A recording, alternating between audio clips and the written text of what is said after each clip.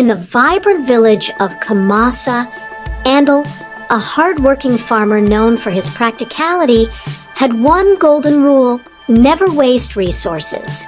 His farm flourished, his granary overflowed, and his neighbors envied his frugality. But this very trait would lead him into a bizarre, clucking nightmare.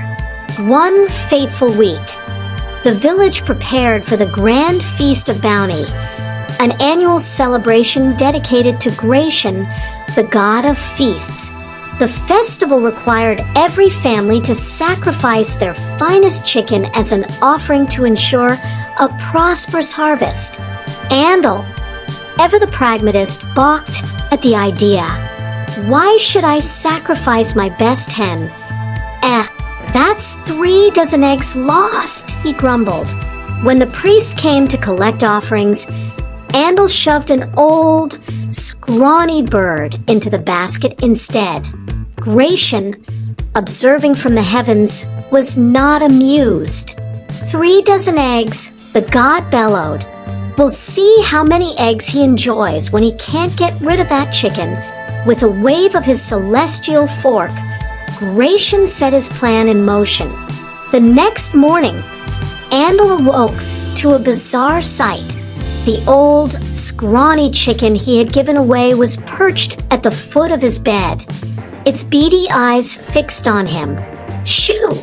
he yelled, waving a broom.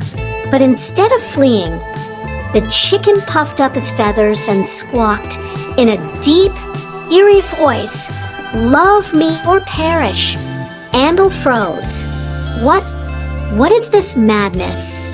From that day, the chicken followed him everywhere, into the fields, to the market, even to the stream where he fetched water.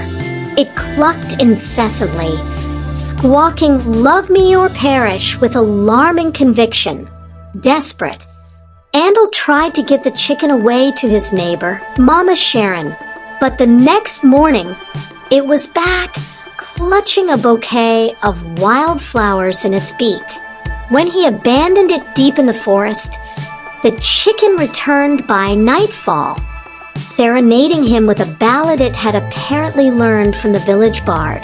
The villagers, initially amused, began calling Andel the chicken whisperer.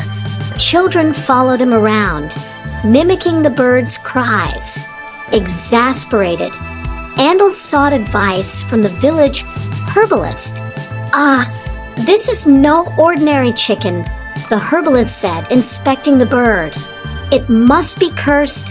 Well, undo the curse, Andel begged.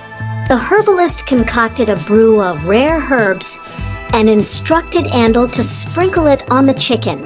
But when he did, the chicken only sneezed and said, "Nice try. Love me or perish."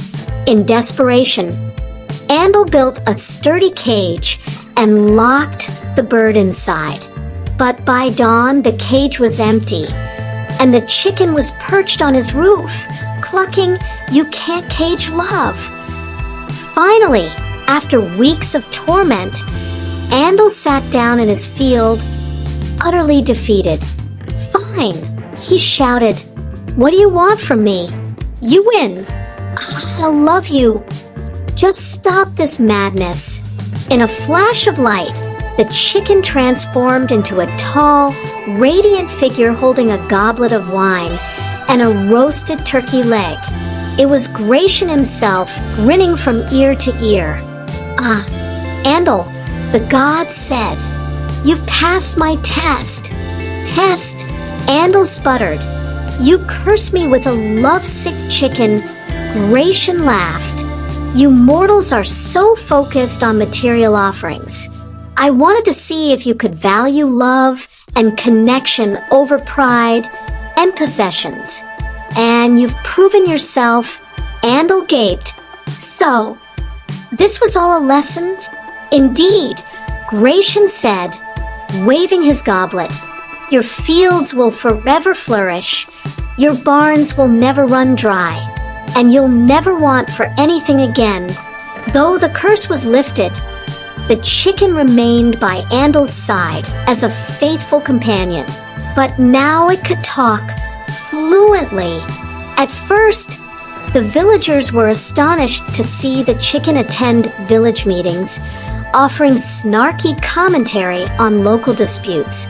"Why argue over yam boundaries?" it clucked one day. "Just grow more yams, you fools." The bird even joined market day theatrics, haggling prices with vendors and gaining a reputation as the shrewdest trader in Kumasa. Despite the hilarity, Andel and the chicken became inseparable.